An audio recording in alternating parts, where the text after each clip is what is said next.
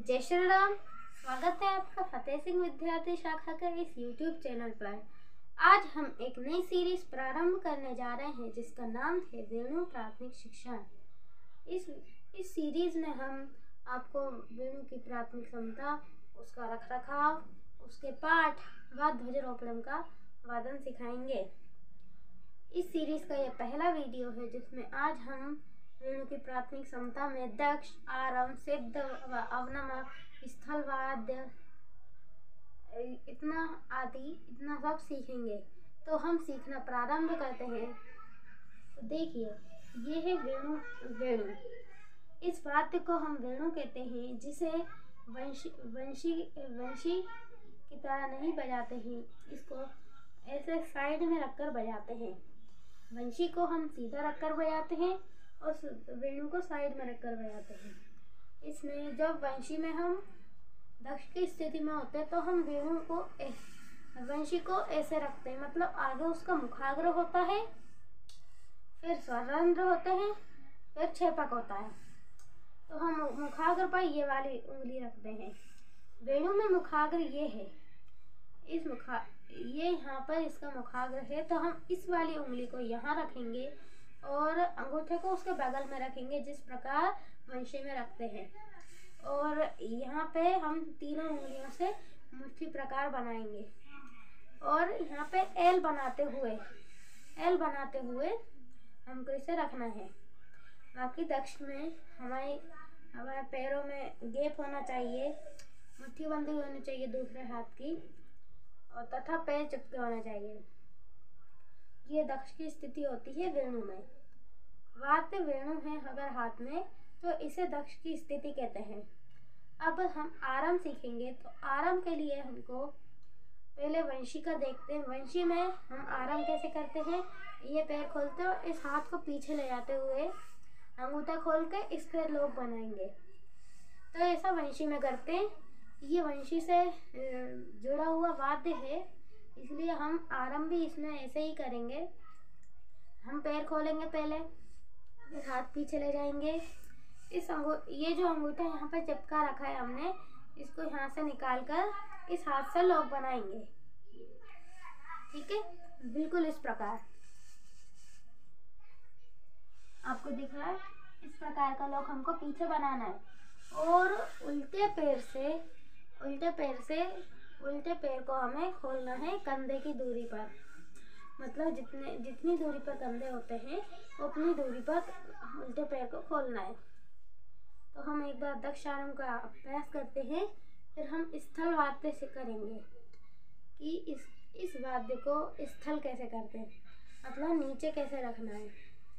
तो पहले दक्ष का अभ्यास करेंगे। मैं बोलूँगा दक्ष, तो आपको भी जहाँ पर आप देख रहे हैं वीडियो को, वहाँ पे आपको दक्ष करना है। ठीक है, दक्ष आरम साथ में हो, इसलिए आपको अंक देना है। दक्ष पर 1 का अंक देना है और आरम पे 2 का अंक देना है। ठीक है, तो मैं कम से कम 10 बार कराऊंगा इसे।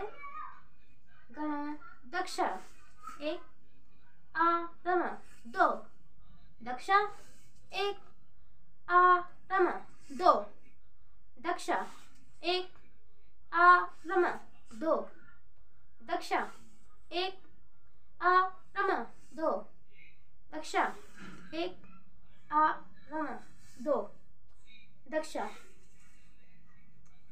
अब दक्ष आपको पता चल गया दक्ष कैसे करते हैं, आरम आपको पता चल गया आरम कैसे करते हैं। अब हम स्थल वाद्य सीखेंगे। तो वेणु को स्थल करने के लिए 4 स्थिति का प्रयोग किया गया है, जिसमें मैं विभाक्षा 1 बोलूँगा। तो 1 में आपको इस हाथ को, जिस हाथ में आपने वेणु पकड़ रखी है, उस हाथ को थोड़ा सा आगे लाना है और नीचे से 3 उंगलियां रखना है। मतलब ये जो 3 छेद हैं, इन पर उंगलियां रखना है।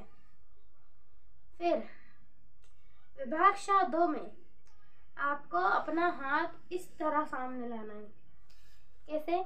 इस स्थिति में, ये 1 की स्थिति है, और 2 में कैसे करना है, इसको ऐसे सामने लाना है, इस हाथ को यहाँ पे ले आना है। तो हम 2 करेंगे। विभागशः 2। अब विभागशः 3 में आपको नीचे झुककर, मतलब ऐसे झुककर आपको वेणु रख देनी है। विभागशः 3 रख दीजिए। अब विभागशः 4 में जब आप झुके होंगे तो झुककर वेणु को वहीं छोड़कर आना है। तो हम विभागशः 4 करेंगे। विभागशः 4। वापस दक्ष की स्थिति। अब हमको वापस वेणु को अपने उल्टे हाथ में लेना है और भुज करना है।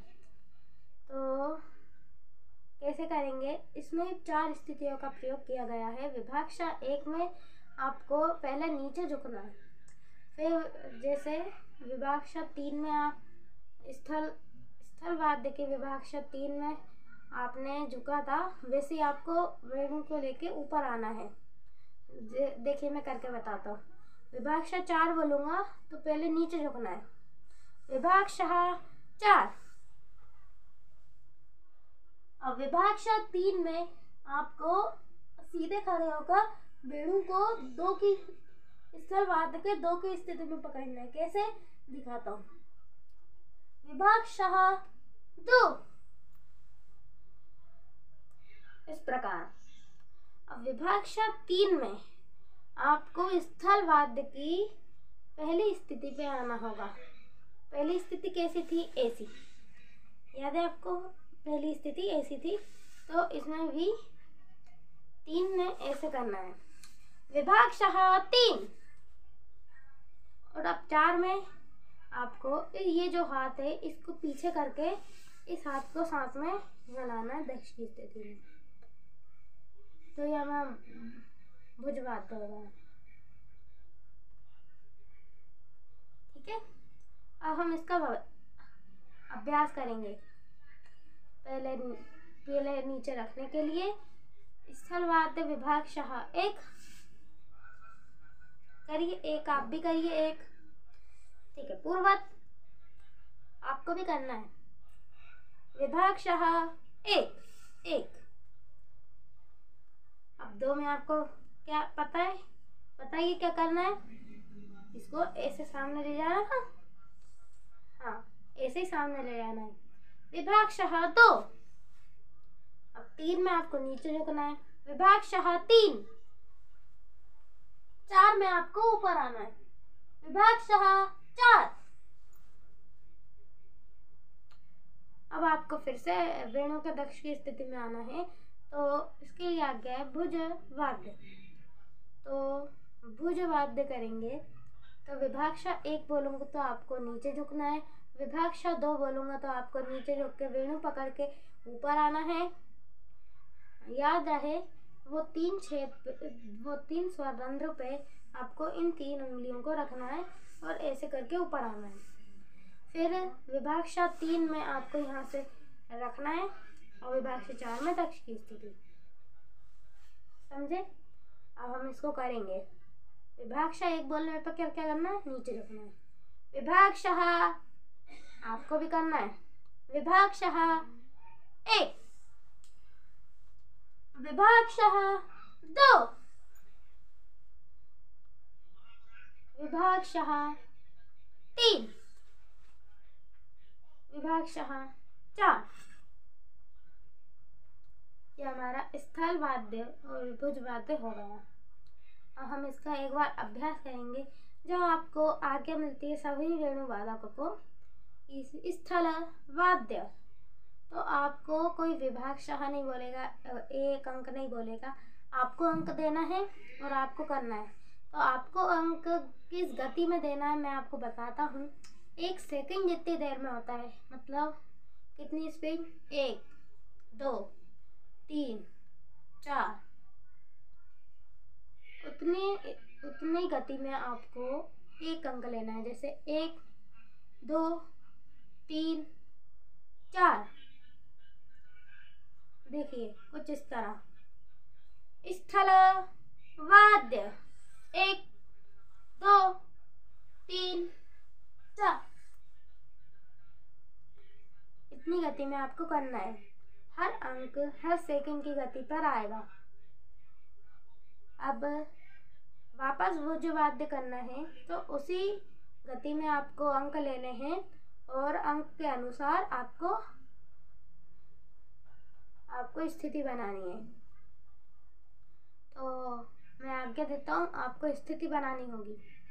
पहले अपनी वेणु नीचे रखिए, फिर खड़े होइए। अब मैं आज्ञा दूंगा तो उतनी गति में आपको अपनी वेणु को भुज करना है। तो हम शुरू करते हैं।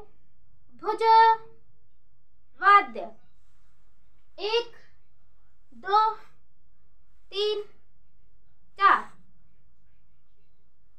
आ गया। एक बार फिर अभ्यास करेंगे। स्थल वाद्य 1 2 3 4। अब भुज वाद्य 1 2 3 4। ये हमारा भुज वाद्य होगा। अब हमने शुरू से क्या सीखा? दक्ष, आरंभ, स्थल वाद्य, भुज वाद्य। अब हम इस सिद्ध और अवनमा सीखेंगे। फिर इस अभ्यास को समाप्त करेंगे। अगले अभ्यास में आपको सारे स्वर का परिचय कराएंगे, फिर उसके बाद वेणु के पाठ। तो इस वीडियो में तो अब हम सिद्ध सीखते हैं। सिद्ध में क्या है? सिद्ध दो स्थितियों में होता है। पहली स्थिति क्या करना है? जब हम स्थल वाद्य करते हैं तो पहली स्थिति कैसी रहती है? इस प्रकार पहली स्थिति रहती है।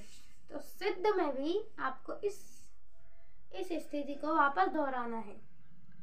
तो विभाषा 1 बोलूंगा तो आपको इस स्थिति में आना है 1। ठीक है?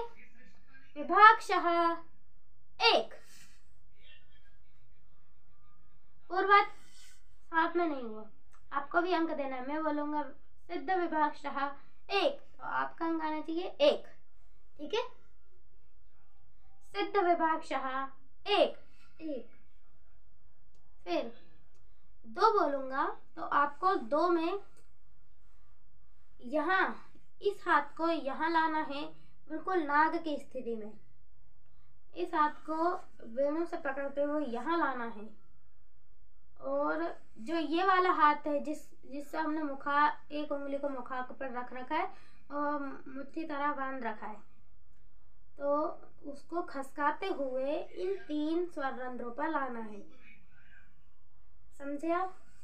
मतलब 1 में हमने 3 स्वर रंध्रों पर उंगलियां रखी, फिर 2 में अपन को यहाँ पर लाते हुए इन तीन स्वर रंध्रों पर उंगलियां रख लेना है, और जो मुखाग्र है उसको यहाँ रख लेना है। फिर ये जो छेद दिया है यहाँ पर, मतलब वंशी में 6 छेद होते हैं।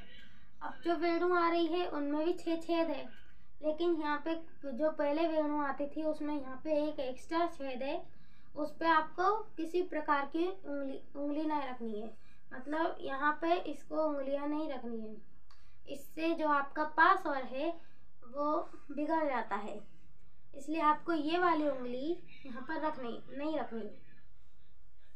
अब बाकी जो नई वेणु आ रही हैं उनमें ये छेद नहीं है, लेकिन जिनके पास ऐसी वेणु है जहाँ पे ये छेद है, उनको इस छेद पर उंगली नहीं रखनी है। ठीक है? इस प्रकार की स्थिति हम सिद्ध में बनाते हैं। कैसे? एक बार फिर देखिए। सिद्ध विभाषा 1 2। इस हाथ को आप इसकी कोनी कुछ ऐसे करते हैं। इस हाथ को बिल्कुल सीधा रखना है, और ये इन स्वर रंध्रों पर उंगलियां, और ना वेणु ऐसी हो और ना ऐसी, और ना कभी कभी गर्दन भी ऐसी हो जाती है। गर्दन को सीधा रखना है और इस वेणु को भी। समझे? अब हम अवनमा सीखते हैं। अवनमा क्या है? जब आप सिद्ध की स्थिति में पहले से हैं, मतलब मैं सिद्ध की स्थिति में हूँ, बोलिए हाँ, मैं सिद्ध की स्थिति में हूँ। अब मेरे को दक्ष की स्थिति में आना है। ये दक्ष की स्थिति होती है, हमको दक्ष की स्थिति में आना है, तो उस स्थिति का नाम है अवनमा। उसको क्या कहते हैं? अवनमा। एक बार फिर बोलिए, अवनमा। अवनमा में पहले आपको विभाषा 1 में जब हम सिद्ध की पहली स्थिति में कैसे करते हैं, ऐसे करते हैं, इसको भी खसकाते हुए यहाँ पे ऐसे ले आना है। ठीक है, मतलब धीरे धीरे दिखाता हूँ। विभाषा 1, तो यहाँ से इसको ऐसे लाते हुए ऐसे ले आना है। अभी हमको दक्ष की स्थिति में ये हाथ पीछे नहीं करना है, वो 2 में होगा। अब 2 में क्या करना है? 2 में इस हाथ को पीछे ले जाते हुए इस हाथ को यहाँ ले आना है। ये हमारी दक्ष की स्थिति हो गई, ये हमारी अवनमा की स्थिति हो गई। पहले हम सिद्ध में थे, तो सिद्ध की स्थिति से दक्ष की स्थिति आने के लिए हमको अवनमा करना पड़ता है, और दक्ष की स्थिति में सिद्ध की स्थिति में जाने के लिए हमको सिद्ध करना पड़ता है। ठीक है, इसलिए सिद्ध और अवनमा सीखते हैं ताकि हम बजाने के लिए और वापस दक्ष की स्थिति में आने के लिए सिद्ध अवनमा करते हैं। तो सिद्ध और अवनमा का हम अभ्यास करेंगे। तो मैं विभाषा 1 बोलूँगा, तो आपको भी अंक देते हुए विभाषा 1 करना है, और फिर विभाषा 2 बोलूँगा तो आपको भी 2 करना है अंक देते हुए। मेरे अंक के बाद आपको अंक देना है। जैसे मैंने बोला विभाषा 1, तो आपका अंक आएगा 1। विभाषा 1, 1, जो बाद वाला 1 है वो आपका अंक है। जो पहले वाला 1 है वो मैंने दिया है। ठीक है, विभाषा, स्थिति का नाम बोलता हूँ, सिद्ध विभाषा 1, 1 कराना आपने। अब 2 में क्या करना है? 2 में आपको पता है क्या करना है, बजाने की स्थिति में आना है। तो इस तरह की स्थिति याद करो, इस तरह की स्थिति रहती है। तो विभाषा 2, ज़्यादा खटके से अभी अभ्यास नहीं होगा आपका, लेकिन अभ्यास करते करते जल्दी आ जाता है। अब हम अवनमा की स्थिति करेंगे। अवनमा विभाषा 1, 1, आपको भी 1 करना है। विभाषा 2, 2, एक बार फिर सिद्ध विभाषा 1, विभाषा 2, 2, अवनमा विभाषा 1, अवनमा विभाषा 2। अब सिद्ध और अवनमा में अभी मैंने आपको विभाषा कराया है, लेकिन जब आप सीख जाते हैं तो आपको बजाने के लिए सिद्ध की स्थिति करनी पड़ती है। तो इसमें भी अंक आपको 1 सेकंड की गति पर आपको अंक देना है, और अंक अनुसार आपको स्थिति बनानी है।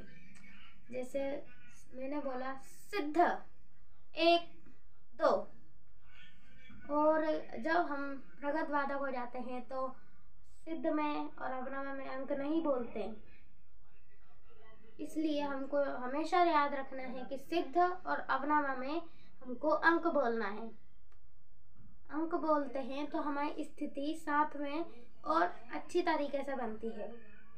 इसलिए हमको हर स्थिति में अंक बोलना जरूरी है।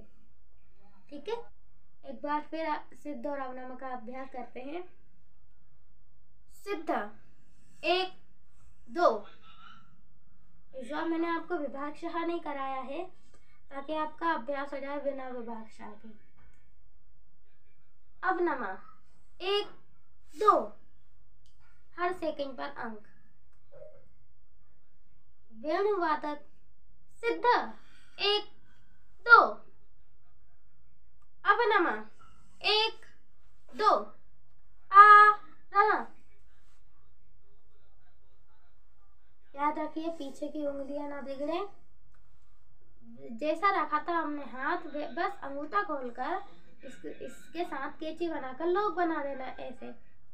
ठीक है, दक्ष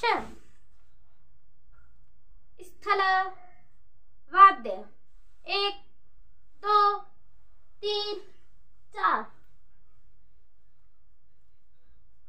भुज वाद्य 1 2 3 4।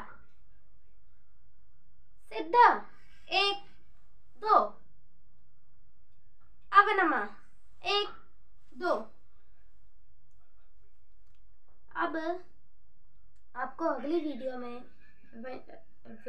वेणु को बजाना और उसके स्वर का परीक्षण करवाएंगे।